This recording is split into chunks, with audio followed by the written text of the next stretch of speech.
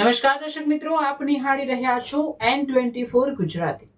તો નજર કરીશું આજના મહત્વના સમાચાર પર। આણંદ જિલ્લાના અડાસ નજીક નવી રેલવે લાઇનને જોડવા માટે બનાવવામાં આવેલ બ્રિજ થોડા જ સમયમાં ધરાશાયી થઈ જતા અનેક સવાલો ઊભા થયા છે। કરોડો રૂપિયાના ખર્ચે તૈયાર કરાયેલું બાંધકામ આટલી ઝડપથી તૂટી પડતા કામની ગુણવત્તા અને દેખરેખ સામે ગંભીર પ્રશ્નો ઊભા થયા છે।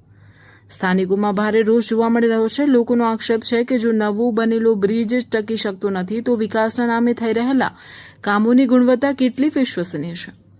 ઘટનાને પગલે જવાબદારી કોન્ટ્રાક્ટર અને સંબંધિત અધિકારીઓ સામે તપાસ તથા કડક કાર્યવાહી કરવાની માંગ ઉઠી રહી છે। જો કે બ્રિજ કેમ તૂટ્યું અને તેના પાછળનું વાસ્તવિક કારણ શું છે તે તપાસ બાદ સ્પષ્ટ થશે। હાલમાં આ ઘટના સમગ્ર વિસ્તારમાં ચર્ચાનો વિષય બની છે। બનતા જ તૂટી પડ્યો બ્રિજ, વિકાસ કે ભ્રષ્ટાચાર? અડાસની ઘટનાએ અનેક સવાલો ઊભા કર્યા।